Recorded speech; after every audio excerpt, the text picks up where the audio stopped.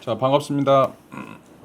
영화 철학 강의 시작하도록 하겠습니다. 제2각지 매체 철학, 매체 영화의 철학 또는 영화 철학이라고 이야기하는 내용에 대해서 말씀을 드리도록 하겠습니다. 우리가 이제 지난 시간에 그 아우라 이야기하면서 아우라가 이제 어떤 방식으로 영화가 등장하면서 철학적인 개념이 되었는지 말씀을 드렸습니다. 아우라가 이제 등장하는 가장 기본적인 그 출발점은 종교적인 주술적인 그런 목적을 가지고서 사람들로 하여금 숭배적 가치를 갖는 예술 작품이 등장하도록 만든다라고 하는 이제 이야기를 했었고, 이제 영화가 등장하면서 이런 어떤 숭배적 가치를 갖는 그 예술품 또는 예술 작품들에 대한 붕괴, 이런 것들을 가속화시키거나 아니면 이제 이런 것들을 일으켰던 하나의 이제 그 요소다라고 하는 이야기를 드렸어요. 자, 오늘은 좀 그 예술 작품이 가지고 있는 그 아우라성의 가장 근저에 놓여 있는 그 고유성, 우리가 이제 뭐 단일성, 진품성이라고 이제 지난 시간에 이야기를 했었는데 원본성, 일회성 이제 이런 것들이 그 예술인가 예술이 아닌가를 이제 그 가늠할 수 있는 가장 유일한 기준 중에 하나였어요. 왜냐하면 이제 예술이라고 하는 건 창작품이어야 되거든요. 창작품. 다시 말하면 하나만 존재해야 되는 거죠. 하나만. 자, 근데 이제 영화처럼 무한 복제가 가능하다라고 이제 이야기하면 과연 이것이 예술인가, 예술이 아닌가, 이런 이야기들이 이제 등장하게 되죠. 오늘은 이제 그 주제와 관련해서 그 위조와 복사 이런 내용을 가지고 이제 여러분들에게 몇 가지 철학적인 그런 주제들을 설명을 해 주도록 하겠습니다. 자, 오늘 수업은 한 30분 정도 진행을 할 거예요. 마이크를 좀 다 꺼주고, 마이크가 지금 켜져 있는 사람들이 있는데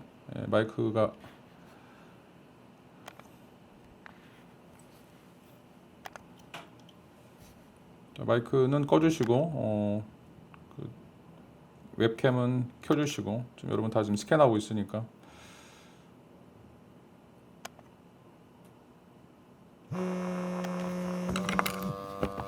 또 뭐 계속 재난 문자가 오네요.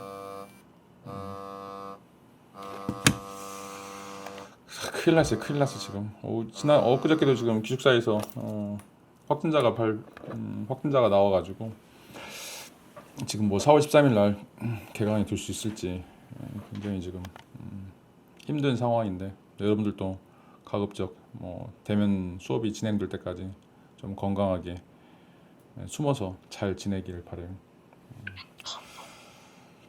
자, 다시 이제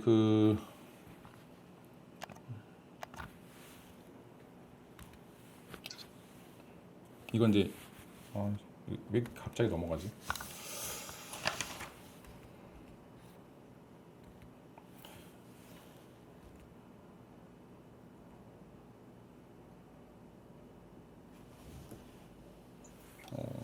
갑자기 화면이 넘어가가지고.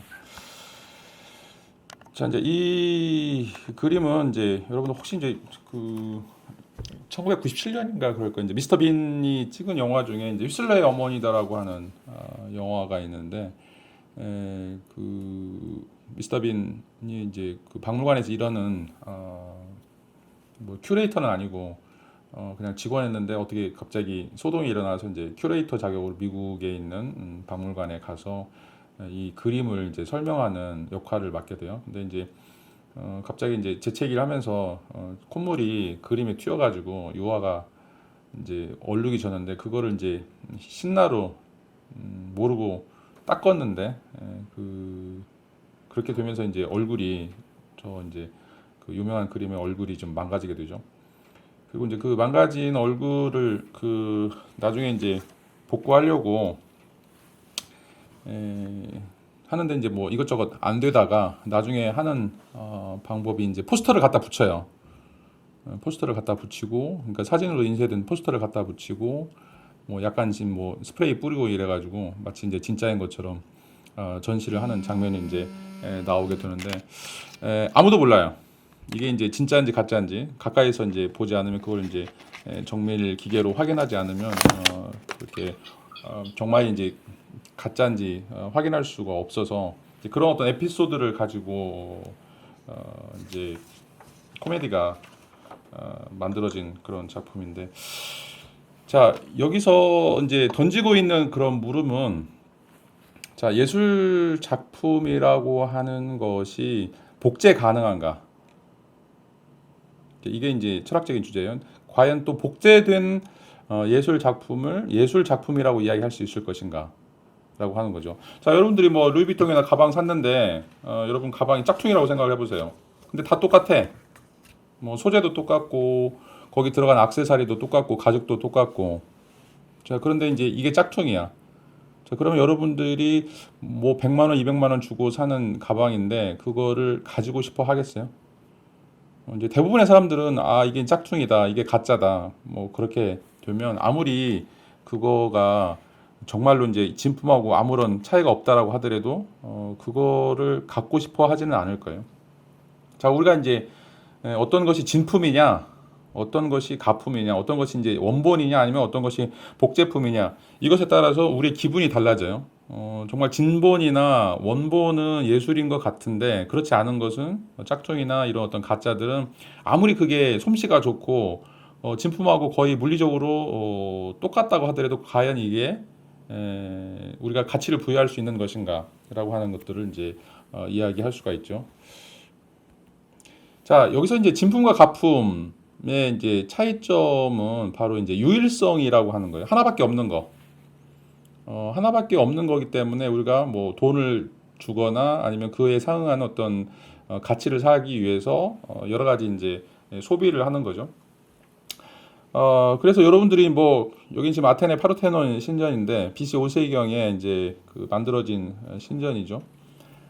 이 신전이 이제 왜 유네스코 1호 유물인데 왜 여기에 가는가? 이게 이제 세계 하나밖에 없기 때문에 그런 거죠. 이게 이제 서울에도 있고 부산에도 있고 아테네도 있으면 여러분들 굳이 아테네까지 여행할 필요가 없는 거죠. 자, 저게 정말 문화재 1호다, 전 세계 문화재 1호다, 유네스코 문화 지정 1호다라고 하는 것을 여러분들이 감상을 하려면 저기에 가야 되죠. 뭐 저것과 관련되는 뭐 여러 가지 짝퉁들이 뭐 중국에도 있고 미국에도 있고 그렇지만 여러분들은 똑같은 돈을 들인다라면 아테네에 가서 이것을 보려고 하겠죠. 자, 그 이유는 방금 말씀드린 것처럼 딱 하나밖에 없는 것이기 때문에 여기에 가려고 하는 거죠. 자, 그래서 어떤 것이 그 예술 작품이냐 아니냐, 예술 작품이냐 아니냐라고 하는 기준은 앞에서도 말씀드렸던 것처럼 하나밖에 없다라고 하는 거. 자, 물리적 대상으로서 하나밖에 없기 때문에 그것이 어떤 그 예술 작품으로서 가장 근본적인 특징을 갖는다. 유일성이라고 하는 거죠. 유일성 또는 원본성, 그다음에 일회성이라고 하는 이런 어떤 특징들 때문에 이것을 모방하고 있는 수많은 다른 유작들이 있지만 그게 아무리 좋은 것이다라고 하더라도 여러분은 모나리자를 보기 위해서 파리 루브르 박물관 4층에 가게 되는 거죠. 여러분 이제 루브르 박물관에 가면 이 들어가는 방에 그림들이 되게 많아요. 엄청 많은데 사람들이 다 모나리자 앞에만 모여 있어. 자, 왜 그럴까? 이게 갖고 있는 뭔지는 하여튼 모르겠지만 그런 어떤 신비스러운 힘이 있는데 그 신비스러운 힘이 어디에 있냐면 이 작품하고 이 작품이라는 캔버스 속에 있는 거죠. 다른 데 있는 것이 아니라. 자, 그런데 이제 이거를 조금 이제 달리 생각을 해보면, 자, 이제 모차르트의 작품 또는 베토벤의 작품, 이제 우리가 음악이나 이제 문학 같은 거에서는 이게 이제 예술 작품이라고 할 때 이게 과연 어떤 의미에서 예술 작품인가? 여기서는 이제 앞에서 얘기했던 그런 어떤 그 원본성이나 진품성, 일회성을 우리가 구분할 수가 없어요. 자, 왜냐하면 베토벤이 쓴 그 곡이 이제 예술 작품이라고 얘기할 때 이게 이제 베토벤이 정말로 그때 당시에 썼던 노트, 음악 노트가 예술 작품인 건지, 아니면 그때 베토벤이 이 음악 작품을 구성하면서 쳤던 이용을 했던 그런 피아노, 뭐 피아니시모, 뭐 이런 것들이 아니 합시 코드가 예술 작품인지, 아니면 이것을 연주하고 있는 교향악단이 예술 작품이라고 이야기할 수 있을 것인지, 아니면 여러 교향악단 중에 누가 해석한 어떤 지휘자가 해석한 것이 예술 작품이라고 이야기할 수 있을 것인지, 아니면 그거를 이제 뭐 CD에 녹음을 했다고 그랬을 때 그 CD가 예술 작품이라고 이야기할 수 있을 것인지. 자, 이제 이런 음악이나 문학 같은 경우에 있어서는 어떤 물리적인 실체를 지칭해서 그게 예술 작품이다라고 이제 이야기가 애매해져요. 뭐 김소월의 이제 엄마의 누나의 강변살자 이것도 이제 마찬가지죠.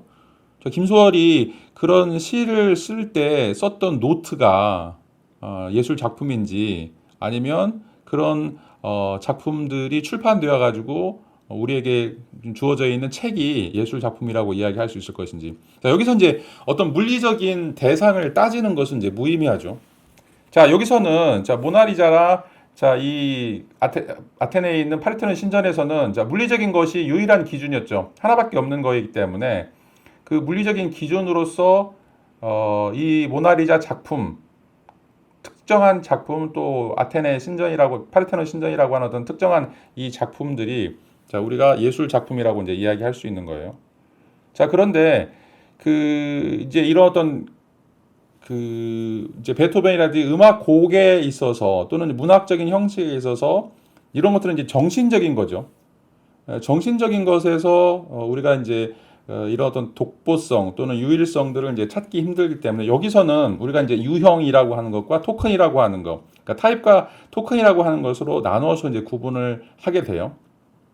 우리가 이제 보통 양식이라고 하는 거. 자, 베토벤이 곡을 쓸 때 베토벤 양식에 따라서 자신의 어떤 고유한 양식에 따라서 음악을 작곡을 하죠. 그러니까 베토벤 곡은 핸델의 곡과 다르고 바하의 곡과 다르고 자, 그것은 이제 각 작곡가들이 가지고 있는 작곡 양식이라고 하는 게 있어요. 그 양식에 따라서 우리가 어떤 예술 작품을 이제 이야기를 할 수가 있겠고, 그리고 이제 그 사람의 어떤 특징들을 이야기할 수 있겠고, 자, 이것은 이제 무한 복제가 가능해요. 이제 그것들은 이제 개별 사례라고 이야기를 할 수가 있어요. 그 양식에 따라서 그 베토벤 양식에 따라서 곡들이 이제 뭐 이제 작곡이 되어서 아니면 연주가 되어서 아니면 CD에 담겨서 사람들에게 이제 배포가 되는 거죠. 이걸 이제 우리가 개별 사례라고 이야기를 할 수가 있어요.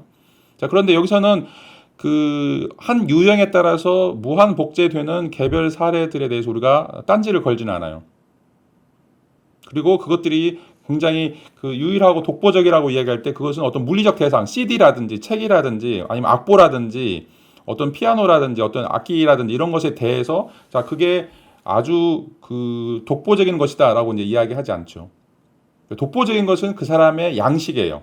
베토벤의 양식, 바흐의 양식, 뭐 김소월의 양식, 어떤 박경리의 양식이라는 이 양식이 이제 중요한 거죠. 타입이 중요하다라고 이야기를 할 수가 있어요.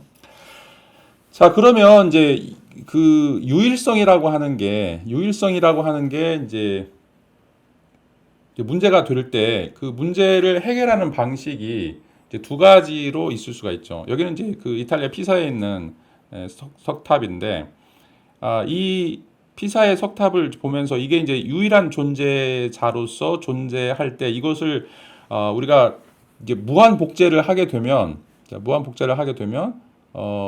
그것을 우리가 예술 작품이라고 이야기할 수 있을 것인가, 아니면 이제 인류의 유산이라고 이제 이야기할 수 있을 것인가라고 하는 그런 이제 문제와 관련해서 그것을 이제 완벽하게 복사를 한다. 그게 이제 어떻게 보면 이제 물리적 복제라고도 이야기를 할 수가 있어요. 완벽하게 피사의 석탑에, 그러니까 이탈리아의 피사에 있는 그 석탑에 정말 한치의 오차도 없이 굉장히 컴퓨터 공학으로 모든 걸 다 복제를 할 수 있다. 3D 컴퓨터가 너무 발달해가지고 그것들을 완벽하게 복사를 할 수 있다라고 하면 더 이상 이제 문제가 발생하지 않겠죠. 왜냐하면 똑같은 거니까, 물리적으로 똑같은 거니까. 자, 그러거나 아니면 아까도 이제 이야기했던 것처럼 이제 베토벤이나 아니면 바흐나 뭐 핸델의 양식처럼 그 사람들이 가지고 있는 그런 양식에 따라서 어떤 작품들을 만들게 된다라면 자, 그런 어떤 유일성이 이제 파괴되거나 아니면 원본성이 사라지게 된다라고 하는 것들을 우리가 이제 이야기를 할 수가 있겠죠. 자, 그래서 자, 우리가 원본성 문제 또는 진본성 문제 또 그 진품성 문제라고 하는 것은 자, 아무리 복제를 해도 그 복제의 수준이나 질이 원본을 따라갈 수 없다라고 하는 가정을 하고 있기 때문에 자, 우리가 이제 그 복제 제품에 대해서 짝퉁에 대해서 굉장히 이제 부정적인 생각을 갖게 되죠. 근데 만약에 복제품이 정말 완벽하다. 복제품이 가장 완벽한 수준에 있다라고 이제 이야기한다면 과연 우리가 그 원본과는 전혀 다르지 않는 그런 복제품에 대해서도 우리가 원본에 부여하는 가치를 허용할 수 있을 것인가라고 하는 거죠. 자, 여러분 아까도 이제 그 명품 가방 얘기했었는데 그 명품 가방 이제 중국에서 짝퉁들 많이 나오잖아요. 그런데 그 중국에 나오는 짝퉁들 보면 정말 전문가 수준에서 보지 않으면 전문가들도 잘 모를 거예요. 왜냐하면 가격도 똑같죠. 거기 들어간 액세서리도 똑같죠. 그거 만드는 것도 다 중국인들이에요. 뭐 장인들이 유명한 디자이너들이 그거를 뭐 한 땀 한 땀 바늘질을 해가지고 가방을 만든다. 그걸 착각하면 안 돼요. 그거 다 이제 중국인들이 만드는 거예요. 중국인 노동자들이. 그래서 이번에 이제 그 중국 북쪽 지역에 지금 그 사스라네요. 그 뭐야 코로나 바이러스가 이제 퍼진 이후도 그쪽에 이제 중국 사람들이 굉장히 많이 있어요. 그 이제 그쪽 섬유업 쪽에 그리고 이제 뭐 지난번 옛날에 그 뭐 PD 수첩에서 이제 그런 거가 나왔었는데 자 우리나라에 들어오는 그 짝퉁 그 뭐죠 선글라스가 이제 이게 이제 진품인지 가품인지 그거를 이제 구분하려고 안경사들도 만나고 또 이제 그 안경학과 교수들도 만나는데 그 구분을 못 해요. 구찌 선글라스였는데 그래가지고 이제 직접 그거를 이제 제조하는 중국의 회사에 가서 이제 그 공장장한테 물어보니까 공장장도 자기도 이게 진품인지 가품인지 잘 모른다는 거예요. 자, 그거를 체크해 놓지 않으면 이게 이제 가품이고 이게 진품이고 그러니까 원본을 가지고 이제 찍어내겠죠. 그거를 체크하지 않으면 자기도 모른다는 거예요. 자, 그만큼 지금 이제 완벽한 거죠. 어떻게 보면 이제 똑같은 건데 거기다가 이제 그 라벨을 진품 라벨을 붙이느냐 아니면 라벨을 붙이지 않고 나오느냐 그 차이라고 이제 이야기할 수 있는데 자 우리가 상식적으로 생각해 볼 때 진품하고 가품하고 물리적으로 똑같다 100% 똑같다 뭐 지금은 현실적으로 불가능하지만 앞으로 이제 굉장히 그 3D 컴퓨터가 발달을 하게 되면 그런 것들이 충분히 나올 수 있다라고 생각하죠. 그때 이제 우리가 과연 이제 그 오리지널리티라고 하는 원본성을 굉장히 중시할 필요가 있는가라고 하는 이제 문제가 나오는 거죠. 자, 그 다음에 이제 그렇게 생각을 해본다라면 이제 두 번째 문제 아까 이제 그 여기서처럼 유일성의 파괴가 이제 유사한 양식으로 우리가 또 그것들을 모방할 때 이제 유일성이 파괴된다라고 이제 이야기했었는데 자 이게 두 번째 방식으로 자 레오나르도 다빈치가 그리고 있는 또 레오나르도 다빈치가 만들고 있는 양식을 자 어떤 사람이 열심히 공부를 해가지고 그거를 전부 다 모방을 할 수 있고 그 모방 기술이 굉장히 탁월해서 자 누구도 그 흠집이라든지 아니면 그 오류들을 발견할 수 없다라고 이제 이야기할 때 그러면 우리가 이제 레오나르도 다빈치에게 부여되는 그런 어떤 영광 또는 어떤 그런 그런 가치를 레오나르도 다빈치의 작품을 모방하는 사람한테도 우리가 그런 어떤 칭송을 부여할 수 있을 것인가라고 하는 이제 문제를 제기해 볼 수가 있죠. 자, 이게 이제 굉장히 중요한 문제예요. 왜냐하면 자, 이런 양식에 따라서 이것들을 이제 모방하거나 또 그런 형식으로 이제 그림을 그려서 파는 경우들이 굉장히 많이 있어요. 우리나라도 많이 있어요. 뭐 청경자 씨인가? 우리나라도 이제 그 그러니까 자기는 안 그랬다고 그래요. 자기는 그리지 않았는데 자기 이름으로 그림이 유포가 돼요. 자, 이런 경우들. 그러면 이제 그 사람의 양식을 그대로 본따 가지고 누군가 그린 거죠. 이제 이런 것이 바로 이제 그 유일성의 파괴와 관련해서 정신적인 거, 특별히 이제 양식이라고 하는 것을 누군가 모방을 해서 그것들을 유포시켰을 때 그런 작품들에 대해서 우리가 그 예술적인 지위를 부여할 수 있을 것인가, 예술이라고 이야기할 수 있을 것인가라고 하는 그런 물음이에요. 자, 이제 예술이라고 하는 게 미학적 성질을 가지고 있다. 다시 말하면 아름다운 것이다라고 이제 이야기한다라면, 자, 그리고 그 복제품이 원본과 똑같고, 그래서 복제품이 원본과 같은 아름다운 성질을 가지고 있다라면, 또는 복제품이 원본보다 훨씬 더 아름답다라면, 훨씬 더 가치 있는 그런 성질들을 가지고 있다라면 왜 우리가 원본 복제품을 나눠서 구분하고 왜 복제품은 짝퉁이라고 욕을 하는가? 자, 이게 이제 중요한 문제예요. 자, 다시 생각을 해보세요. 자, 예술 작품이 그 자체로 평가를 된다고 할 때 이게 예술 작품이다 아니다라고 하는 평가 기준이 그 안에 어떤 미학적 성질들을 가지고 있다. 그래서 뭐 그 안에 뭐 그 비례, 대칭, 균형, 일치 뭐 이런 어떤 미학적 성질들이 여러 가지가 있어요. 자, 그런 성질들을 가져서 그게 정말 그 자체로 아름다운 거다라고 이야기할 때, 그리고 그것의 복제물도 여전히 원본과 같이 그런 어떤 미학적 성질들을 가지고 있다. 그러니까 어떻게 뭐 그냥 아마추어가 복제를 했다라고 그러면 아마추어가 이제 했다라고 그러면 이제 티가 많이 날 텐데 그 엄청난 거장이 이제 또 그런 어떤 복제품을 똑같은 복제품을 만들어냈을 때 과연 우리가 그것에 예술이라고 하는 지위를 부여할 수 있을 것인가라고 하는 거죠. 자, 그런데 앞의 논의에 따르면 우리는 그거를 이제 여기서 지금 이야기했던 것처럼 유일성의 파괴와 관련해서 유사한 양식을 따라서 누군가 완벽하게 그것들을 복제해 놨다라면 그거에 대해서 양식은 똑같기 때문에 여기서도 얘기했던 것처럼 양식이 중요하지 자 개별적인 사례는 별로 중요하지 않다라고 이야기를 했어요. 자 그렇다면 이런 논리적인 순서에 따라서 이제 이야기를 한다라면 어떤 예술 작품을 복제했을 때 자, 위조했을 때도 여전히 우리가 그것들에 대해서 예술이라고 부를 수 있어야 돼요. 이제 이게 굉장히 중요한 건데 왜냐하면 이런 것들이 이제 선행이 돼야만 왜 영화가 예술인가, 왜 영화가 예술로서 등장하게 되는가라고 하는 것들을 설명해 줄 수 있기 때문에 지금 이런 이야기를 하고 있어요. 자, 그런데 이제 여기에 대해서 사람들이 긍정적이지 않아요. 긍정적이지 않는데 이제 그 철학사에서 가장 대표적인 이제 논쟁을 좀 찾아보면 1889년에 이제 활동을 했던 태어나서 이제 1947년까지 활동을 했던 한판 메이헤른이라고 하는 네덜란드 화가가 있어요. 이 네덜란드 화가가 있는데 이 네덜란드 화가는 자 요하네스 페어미어라고 하는 우리나라에서는 이제 베르메르라고 얘기해요. 요하네스 베르메르라고 하는 자 17세기 화가의 화풍을 모방한 사람이에요.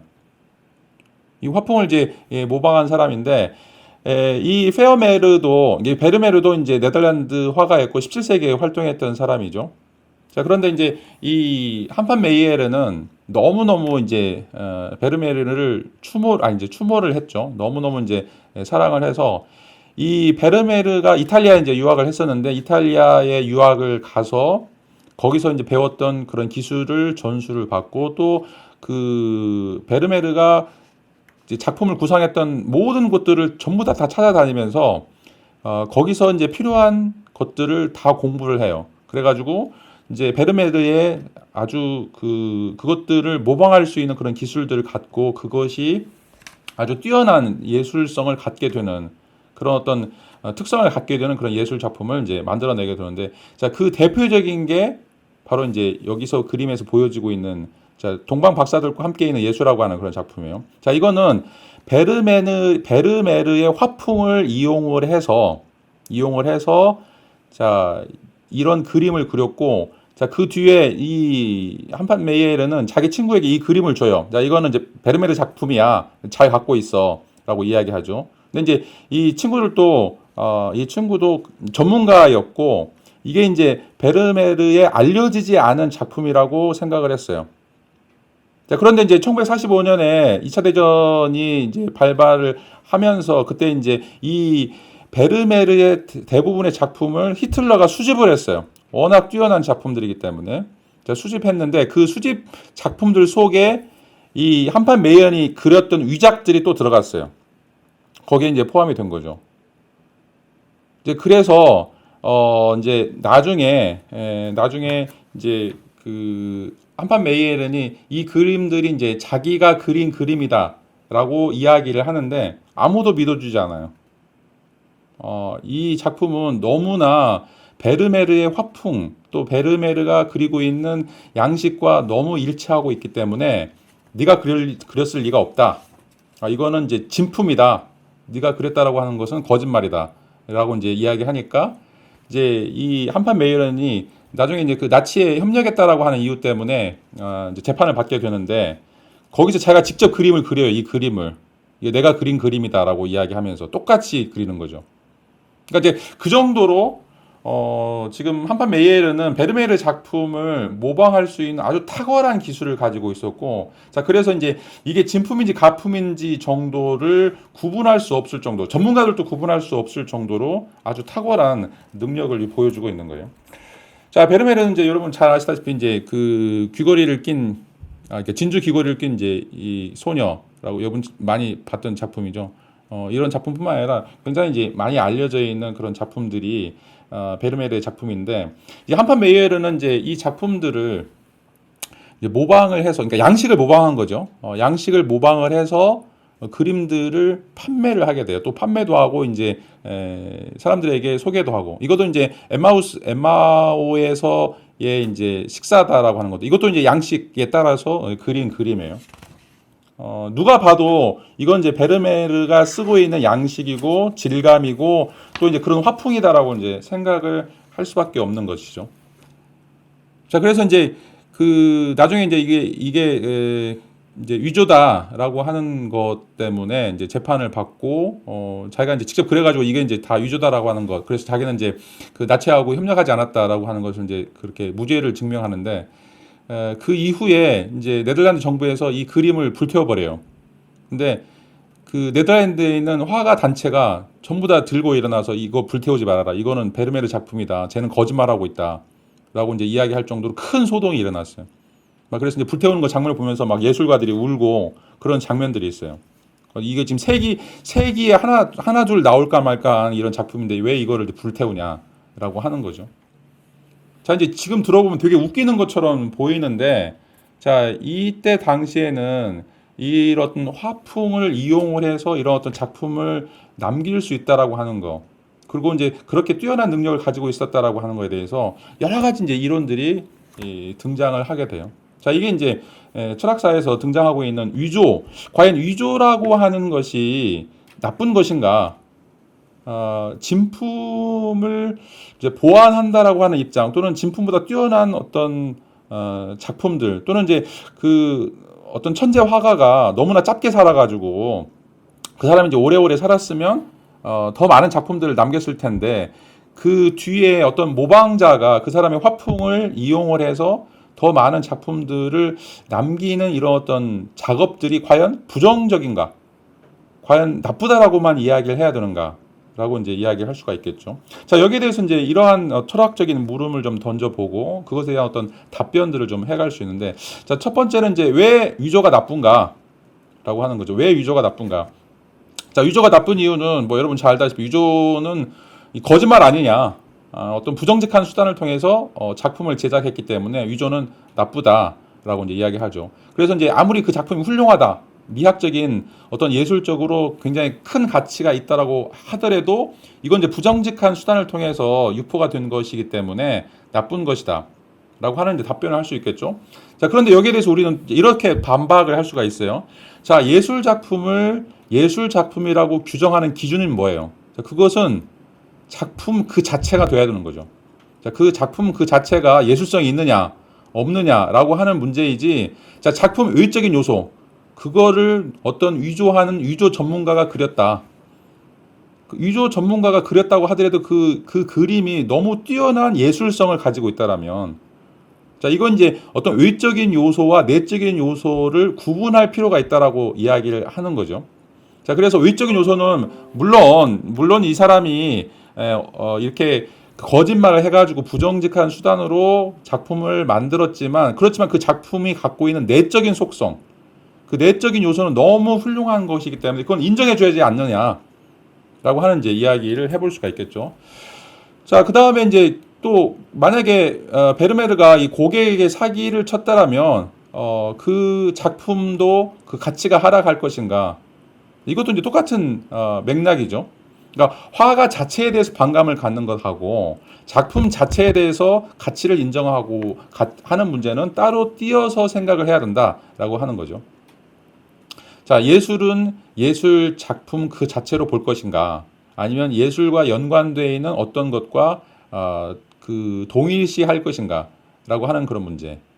자, 이런 문제가 이제 나중에도 엄청 철학적인 문제가 되는데, 자, 왜냐하면 이제 하이데거라고 하는 이제 철학자가 있는데, 이 하이데거는 그 나치 독일에 협조했던 사람이에요. 그래가지고 이제 그 대학 총장까지도 됐던 사람들인데, 자, 하이데거는 철학사에 있어서 굉장히 뛰어난 사람이에요. 그러니까 이제 3H라고 그래가지고 하이데거, 후설, 그다음에 헤겔, 이 세 사람이 독일 철학에서 누구와도 바꿀 수 없는 가장 중요한 사람이에요. 자, 근데 이 사람이 독일 나치와 협력을 했죠. 그래서 유태인 60만 이런 사람들을 학살하는데 앞장을 섰어요. 자, 우리나라도 이제 친일파 이런 사람들이 있죠. 뭐 일본 유학을 가거나 아니면 이제 문학적으로, 음악적으로 굉장히 뛰어난 사람들이 있는데, 자, 이런 사람들이 나중에 이제 40년대 이후에 친일 문학, 뭐 친일 예술 활동을 하게 되죠. 자, 이걸 어떻게 볼 것인가? 자, 작품 자체를 우리가 중시한다라면 이 사람이 친일이건 뭐건 그 작품을 우리가 수용을 해야 되겠죠. 하이데거도 워낙 뛰어난 철학자이기 때문에, 자, 그 사람의 철학 내용은 그 사람이 무슨 행위를 했는지와는 무관하게 우리가 이제 존중을 해야 된다라고 하는 입장이 있고, 또 한쪽에서는 그게 뭔 소리냐? 이 사람이 친일 행위를 했기 때문에, 또는 이제 친나치 행위를 했기 때문에 그 사람이 한 모든 작품도 다 쓰레기다. 그것도 전부 다 제거해야 된다라고 하는 이야기를 할 수가 있겠죠. 자, 그런데 중요한 것은 작품 외적인 요소를 강조할 것인지 아니면 작품 내적인 요소를 강조할 것인지에 따라서, 자, 위조 문제도 우리가 판결을 해야 된다라고 이야기할 수가 있어요. 그러니까 위조도 만약에 작품 내적인 것을 강조한다라면 뛰어난 작품성을 가지고 있다라고 그러면 그 화가가 어떤 부정한 수단을 통해서 이루었다고 하더라도 그것은 이제 인정할 필요가 있다라고 이제 이야기를 할 수가 있어요. 그다음에 이제 두 번째 그 반대 이론을 살펴보면, 자, 이런 작업이, 그러니까 이제 한판 메이에른이 베르메르의 작품을 이용을 해서 작품들을 유포시킨 것은 예술사적 지식을 왜곡한 거다. 그러니까 베르메르가 안 그렸다는 거죠. 베르메르가 안 그린 그림들을 마치 베르메르가 그린 것처럼 왜곡시켜서 이 예술사에서 어떤 게 사실인지 어떤 게 거짓인지 이런 것들을 혼란시켰다라고 하는 그런 주장이에요. 자, 여기에 대해서도 이제 우리가 반론을 제시할 수 있죠. 자, 왜냐하면, 자, 베르메르는 활동이 길지가 않았어요. 그리고 길지도 않고 작품도 얼마 남기지도 않았어요. 한 20작품 이하도 안 될 거예요. 굉장히 뛰어난 천재인데, 자, 베르메르가 17세기 활동을 굉장히 짧게 했고, 또 천재들은 이제 많은 작품들을 남기지 않았기 때문에, 자, 베르메르를 좋아하는 사람들, 또 베르메르 작품에 굉장히 호의를 갖고 있는 사람들은 좀 더 많은 작품을 갖기를 원하는 거죠. 자, 그렇다라고 한다라면 오히려 한판 메이에른이 이 사람의 화풍을 공부를 열심히 해서, 만약에 베르메르가 더 오래 살았다라면, 또 베르메르가 활동을 더 많이 했다라면 이러한 작품들을 더 남겼을 것이다 라고 하는 어떤 그 베르메르의 그 개인에 대한 또는 그 예술 세계에 대한 인식의 지평을 오히려 더 넓혀줄 수 있지 않느냐, 이런 어떤 긍정적인 역할을 할 수 있지 않을 것인가 라고 하는 이제 답변을 또 던질 수가 있겠죠. 그러니까 오히려 이게 왜 이걸 부정적이라고 보는가 라고 하는 거죠. 물론 이제 한판 메이에른 이 그림을 팔아서 돈을 번 것도 있긴 하지만, 그 정도는 우리가 눈 감아야 줘야지 않는가. 왜냐하면 이 사람이 이제 이 베르메르의 화풍을 공부하기 위해서 이탈리아 유학까지 가고 베르메르와 닮기 위해서 베르메르의 어떤 그림들을 이해하기 위해서 엄청나게 들인 공들이 있거든요. 왜 그거는 인정하지 않느냐. 그렇게 해서 오히려 베르메르가 짧은 기간 동안 그 사람이 남겼던 그런 작품들보다 훨씬 더 많은 어떤 풍부한 내용들을 예술사에 남기고 있지 않는가라고 이제 이야기를 할 수가 있어요.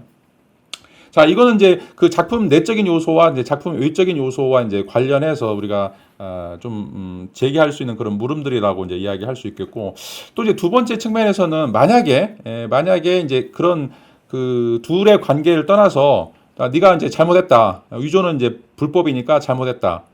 그런데 그렇다면 이제는 이제 그 베르메르라고 하는 이름을 쓰지 말고 네 진짜 이름을 써라. 그래서 한판 메이에른이라고 하는 이름을 진짜로 쓰고 이 작품을 이제 그러면 시장에 내놓아라, 또는 전시장에 한번 전시를 해라. 자, 이렇게 우리가 할 수 있을 것인가라고 하는 문제예요. 자, 이 사람이 지금까지 성공해 왔던 이유는 어떤 유명한 작품이나 어떤 작가의 세계를 이해하고 그 사람을 모방하면서 자기 실력을 키웠는데, 그 이후에 이 사람이 단독으로 이런 화풍을 가지고서 과연 자기가 한판 메이에른이라는 이름을 달고서 활동할 수 있을 것인가? 우리가 그걸 허용할 것인가? 왜냐하면 이 사람의 화풍은 베르메르 화풍이에요.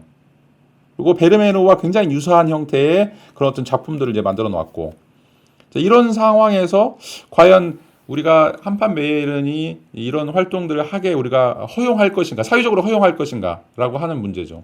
자, 앞에서도 얘기했던 것처럼 작품 그 자체를 보면 너무나 아름답고 너무나 뛰어난 예술성을 가지고 있기 때문에 허용을 해야 되죠.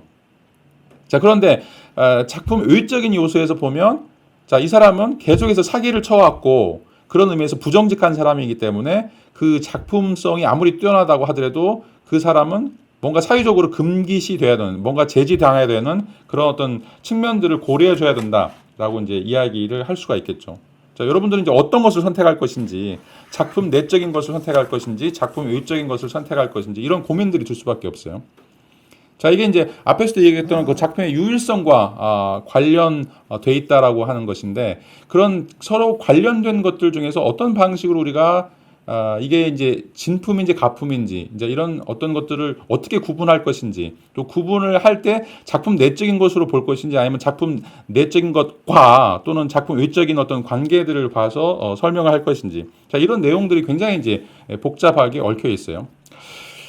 자, 앞에서도 이제 이야기했던 것처럼 이제 영화가 예술이다라고 하는 이제 이야기를 하기 위해서는 영화가 가지고 있는 어떤 작품의 특성들, 그리고 이제 그런 작품의 특성들이 지금까지 우리가 예술이라고 해왔던 그 아우라를 가지고 있었던 예술 작품들이 가지고 있었던 어떤 독보적인 원본성, 그리고 유일성, 자, 이런 것들과 어떻게 양립 가능한가, 아니면 어떤 것을 이제 하나를 포기하고 다른 것으로 가야 되는가, 이런 문제들과 연관이 돼 있어요. 자, 그래서 이제 계속 이제 지난 시간부터 이제 이야기하지만 영화가 예술인가?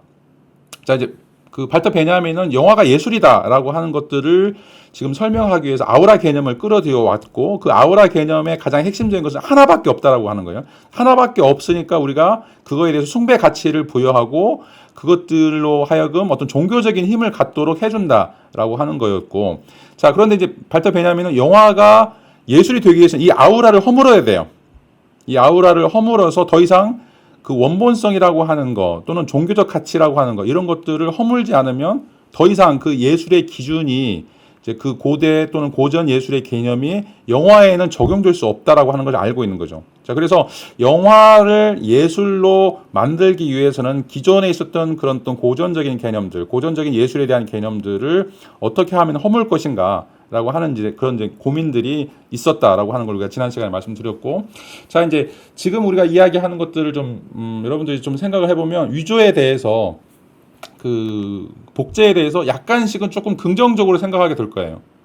왜냐하면 이제 작품 자체가 중요하다, 작품 외적인 요소보다는 작품 자체가 중요하다라고 여러분들이 생각하는 순간, 여러분들은 위조가 어느 정도, 위조나 복제가 어느 정도 우리에게 가치를 부여할 수 있다 라고 하는 생각들을 이제 갖게 되는 거죠. 자, 이제 이런 그 징검다리를 통해서